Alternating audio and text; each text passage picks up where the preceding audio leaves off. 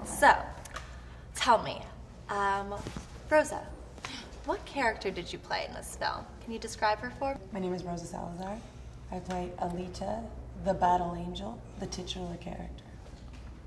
There you go, perfect. And Robert, can you tell us what was your biggest challenge in directing this film?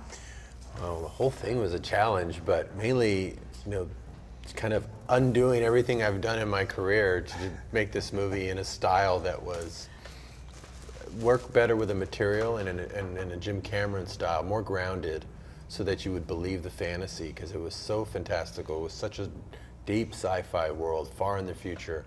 I needed it to be very relatable, otherwise it would, people can relate to it. So no green screen, none of my old tricks. Had to take things a little more seriously so that you would believe the world. And then you can have the fun. So real sets, real locations, real actors around here, a real orange, really going for realism more than I ever would on any of the fantasy type stuff that I do. So really just going to Jim Cameron school and seeing how he does it.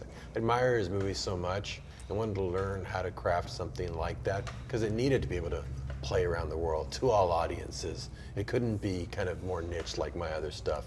It was a big production, and we want people to be able to relate to her and really find her to be as inspirational as this character is. Oh, you did two things quintessentially Rodriguez, though. What? You cast a Latin actress. But that was just because you're the best for the role and happened to be Latin. That's coincidence. That's not technique.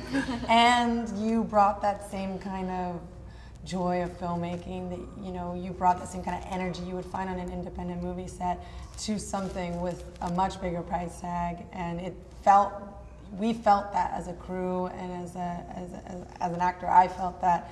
I felt like I was making a movie with my hands, and we were all in it together, and you bring that quality. Well, that's thank you. I've hijacked your interview, and no, it's great. take it from here. And what made you two want to collaborate on this film together? Well, look, Jim and I were, when we realized Jim Cameron wasn't to direct Alita anymore, we needed to find the right director to partner with. We had talked to someone here and talked to someone there, and told Jim had a social lunch with Robert Rodriguez. And number one, he was reminded of how much he admired Robert in that lunch, and he was reminded about how well they got along and how similar they saw things. And we said, wait a second, there's an idea here. Robert, are you interested? And then Robert didn't even just show his interest. He took Jim Cameron's script that was 186 pages, and he cut it down to a manageable length without losing any of the heart or the character that Jim had written in. And Jim, when he got back this 128-page script, was very skeptical. How did Robert do this? And he got to page 15, and he said, I know my favorite thing's gonna be cut out. Turns to page 16. It was there. He got to page 25. I said, I know he's gonna have to have cut out my next favorite thing. It was there. And Robert kept in everything that was important to us. And that just proved to us, and Jim has said to me, and he said to Robert, that from Jim's perspective, this has been the best collaboration he has had with another filmmaker. And speaking of the heart of the film, what do you hope audiences take away from this? I hope they feel something. I haven't seen one of these big, epic, sci-fi movies that have moved me in a long time, since actually Jim Cameron's films, since Robert Rodriguez's films. I haven't felt something. I've seen big action pieces. I've seen, crazy sequences that blow me away, but that's all left in the theater. Like, I don't go home and go like, wow, that, I don't think about that. I think about what it made me feel. I think about how I was changed by that experience. And I hope moviegoers walk out having felt something. That's why I tell stories. That's why I go see stories. So I really hope that they feel something.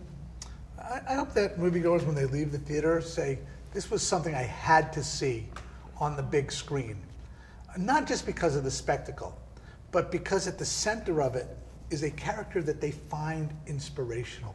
Because Alita is relatable. She doesn't come into this world with superpowers. She looks inside of herself, and it's telling all of us we can do that same thing.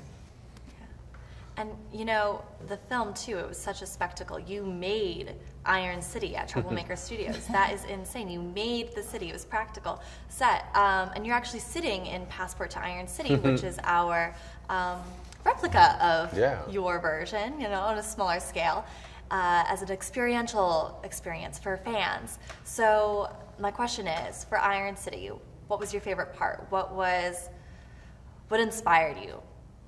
You know, just being able to have a real tangible, futuristic city that you could see, touch, tactile.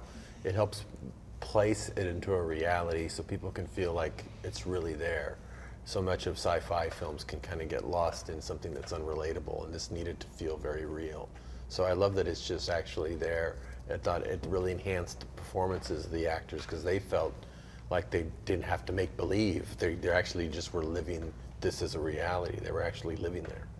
One of the things I love about walking around Iron City when we were there, not just the physical structures, but some of the murals that were drawn on the walls. That just, because the murals represent the people. Yeah. And a city is not about the physical structure. It's about the people who live there. And the murals that were there, and they just play in the background of the scenes, just remind you that it's about people.